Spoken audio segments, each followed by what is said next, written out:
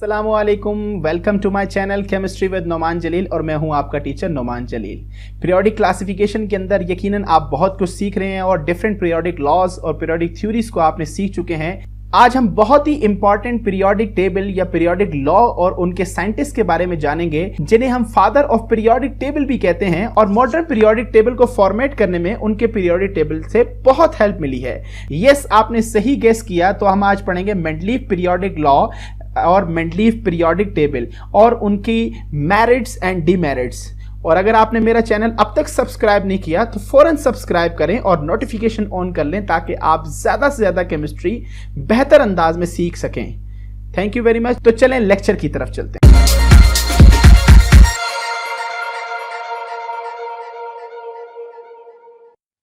अब हम periodic classification में एक ऐसे पीरियोडिक टेबल और उसके साइंटिस्ट को डिस्कस करेंगे जिन्होंने मॉडर्न पीरियोडिक टेबल के लिए राहें हमवार की, जिनका नाम है दिमित्री इवानोविच मेंडलीव। ये दिमित्री इवानोविच मेंडलीव कौन थे? Dmitri Ivanovich Mendeleev was a Russian chemist. ये एक रशियन केमिस्ट एंड इन्वर्टर थे। He is best remembered for the formulating of periodic law and creating a vice version of the periodic table of element.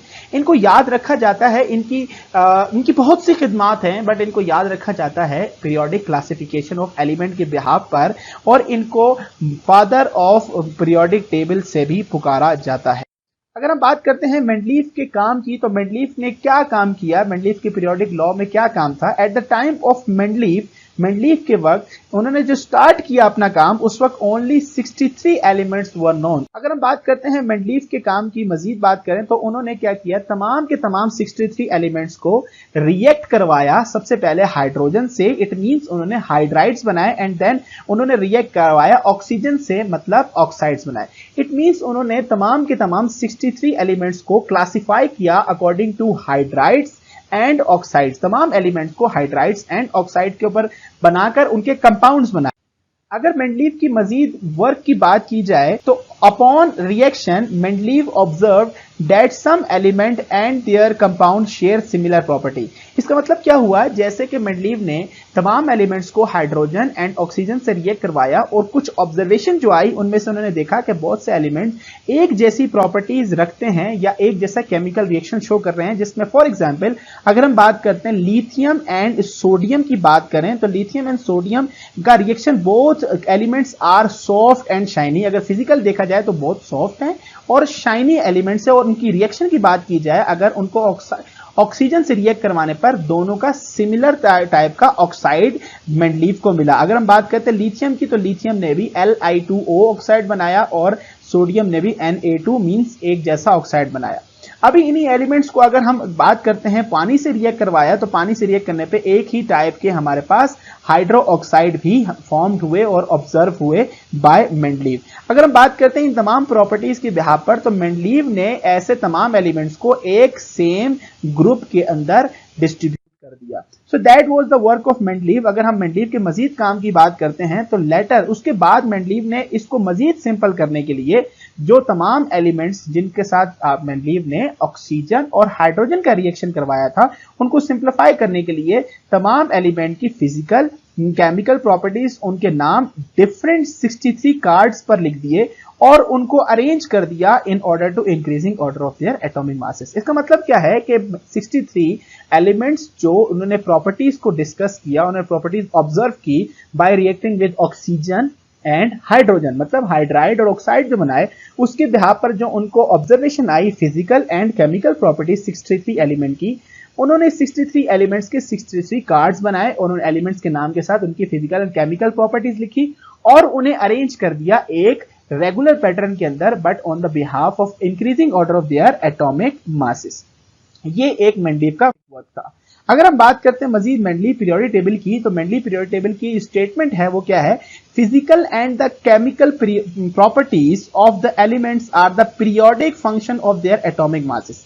इसका मतलब क्या है कि कोई भी एलिमेंट है उसकी फिजिकल एंड केमिकल प्रॉपर्टी जो है वो किस पे डिपेंड कर रही है, increasing order of their atomic masses, मतलब पीरियोडिक फंक्शन है।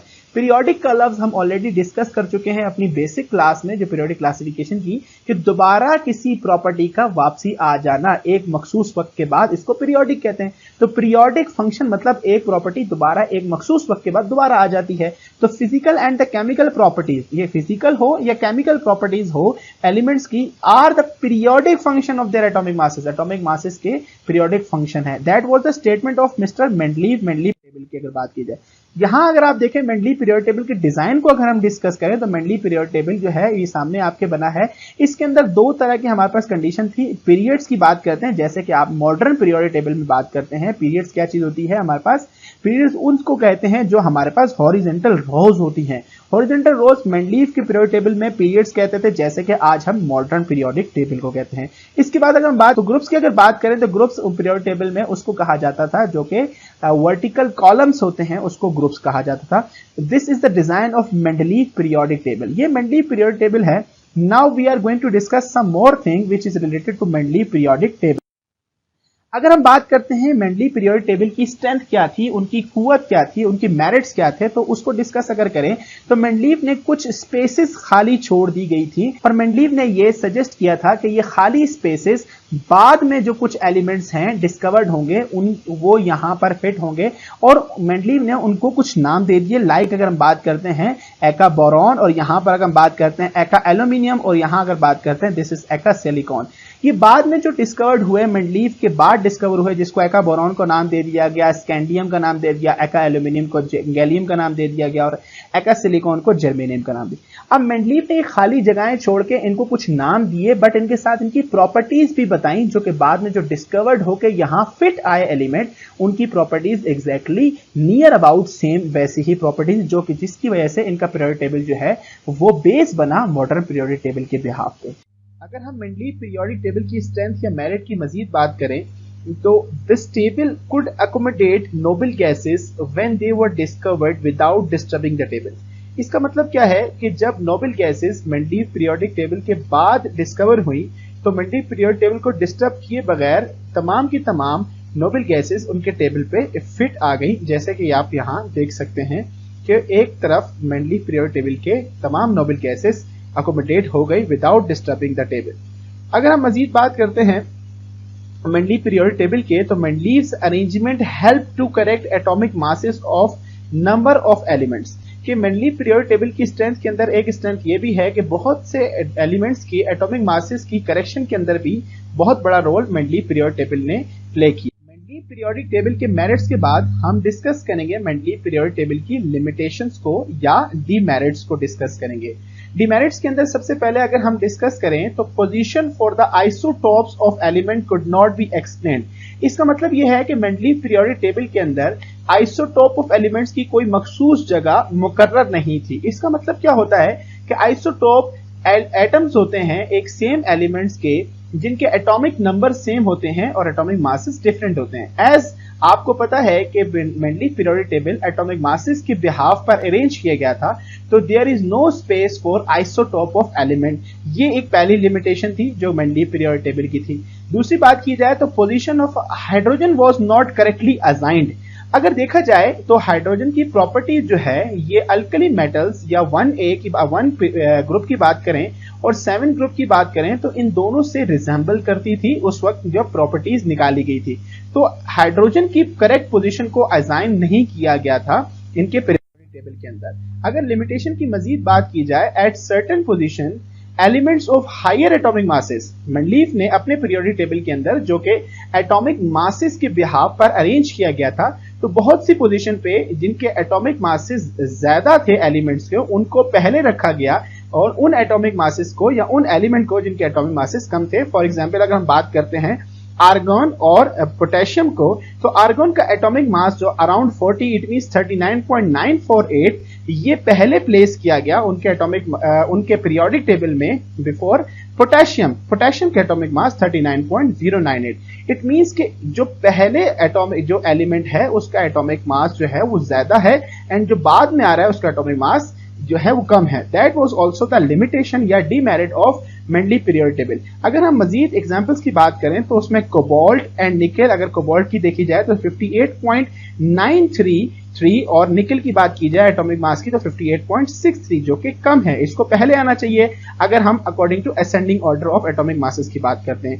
If we take another example for the limitation of Mendeleev periodic table, so you will have the example of tellurium and iodine.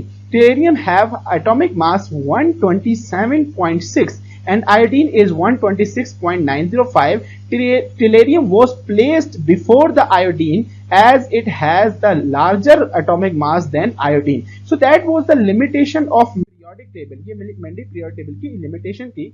As far as more limitations are concerned, some elements are placed in same group having different properties.